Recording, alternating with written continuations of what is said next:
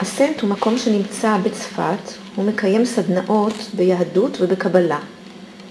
באתי לשם לסוף שבוע, רציתי לראות איך המקום הזה מושך אנשים, ואיך הוא משפיע על חלק מהאנשים לחזור בתשובה.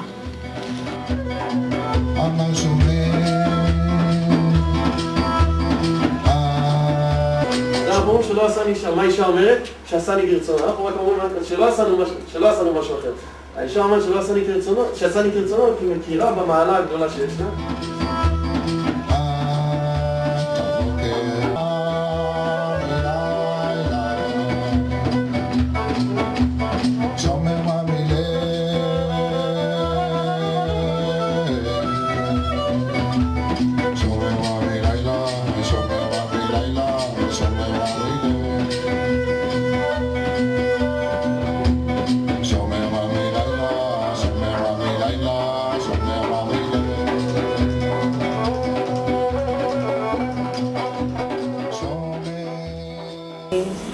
הגדרתי את עצמי יותר כחילונית שמדליקה נרות בשבת ועושה קידוש, אבל לא יותר מזה.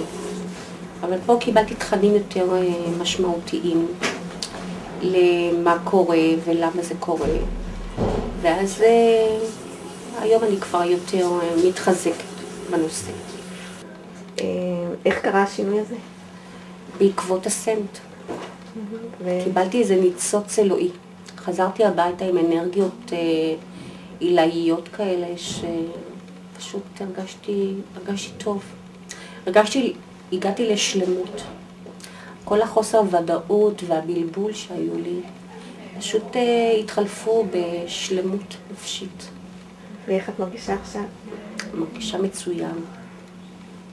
מרגישה שלווה ורגועה ומחוזקת. ומוגנת. קיבלתי משמעות לחיים, לכל מה שקורה.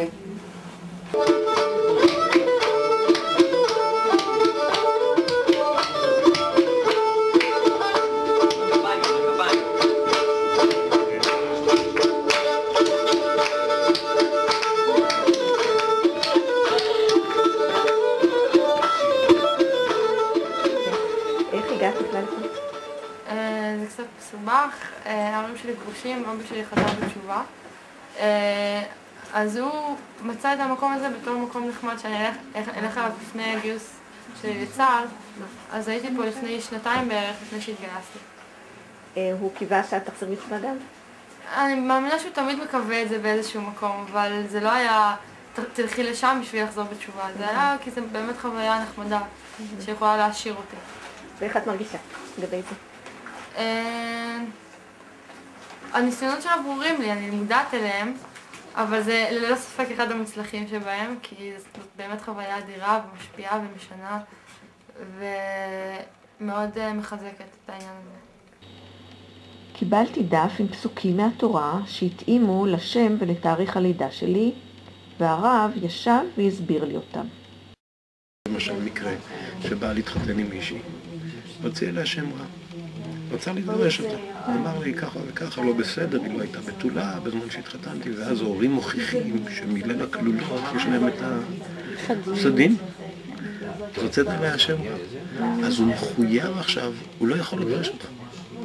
אתה חייב להיות עכשיו נאמן לתקן את מה שאתה רצית לעשות.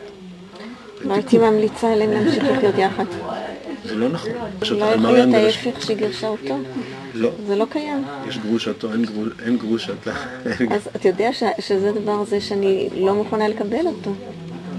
כי דברים אני לא צריכים נכנס, לשנות פה. זה לא נושא שאני צריך להיכנס, אני אגיד לך דבר אחד. את יודעת מה זה אמונה של אישה?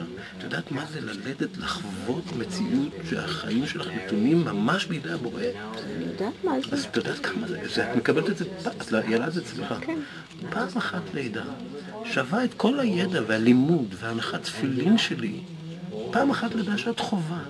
מה שאני אגיע, אני לא אגיע לרמה של התפיסה שלך, בכוח האינסוף שעוזר לך ללדת. את לא יודעת איזה דבר זה. אז למה אני כל כך חכמה? למה אני לא יכולה לגרש את הבעל שלי? אם אני כל כך חכמה, למה הוא מעיף עלי נעל? אם אני כל כך חכמה, למה אני לא יכולה להיות בר מצווה? למה אני צריכה לשבת למעלה בבית כנסת? למה אסור לי לפתוח ספר תורה? כתוב שלעתיד לבוא יתגלה המעלה של האישה, שאישה תסובב גבר. כיוון שאנחנו קרובים לעתיד לבוא, אני מתחיל לגלות לך את המעלות.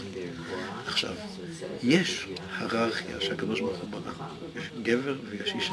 ואחר כך בעלי חיים. אנחנו מאוד קרובים לבעלי חיים. את יודעת מה? את זורקת לי דברים שהעולם החילוני זורק אותו החוצה בגלל שהוא רוצה לזרוק את זה. ישר לכיוון אחר.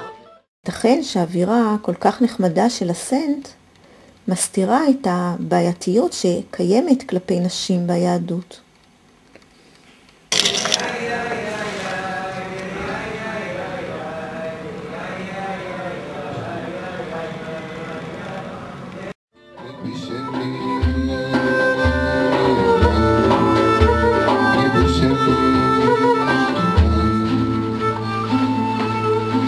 Send me